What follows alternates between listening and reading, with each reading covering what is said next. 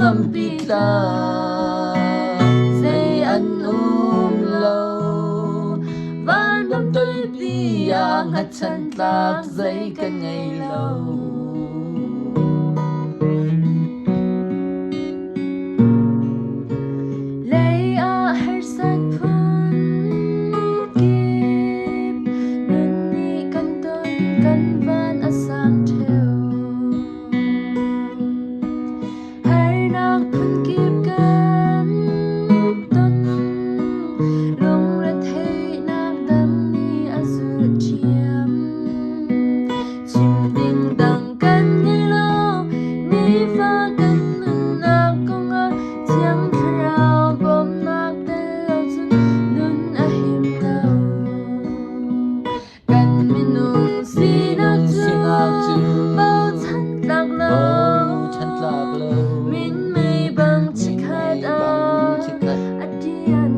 Adian khâu Mar lột bị lạc lâu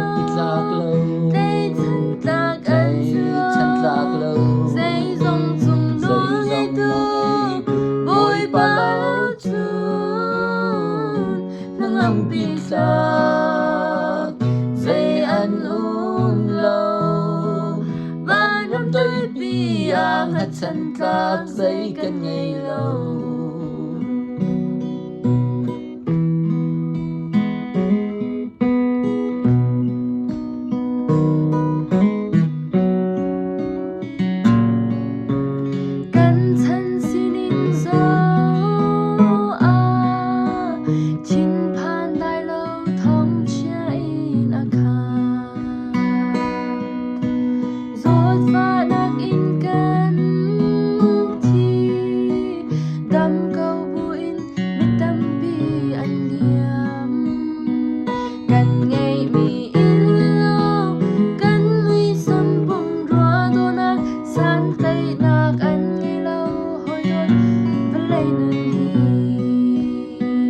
Gần bên nông xí nào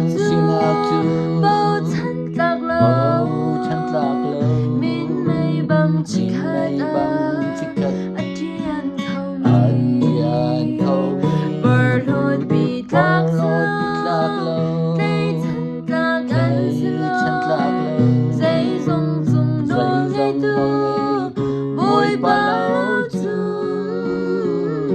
Nâng âm bị lạc dây ăn lâu van đâm tôi bi ngắt chân lạc dây cần ngày lâu Cần mình nông xí nào chú Bao chân lạc lâu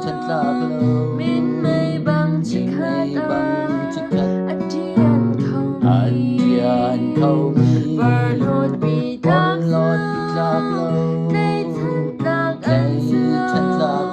Dây dòng dùng đôi ngày tư Bôi bao chun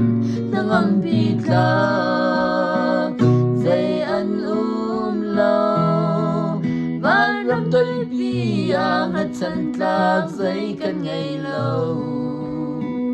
van đâm tôi bi ngắt chân lạc dây cần ngày lâu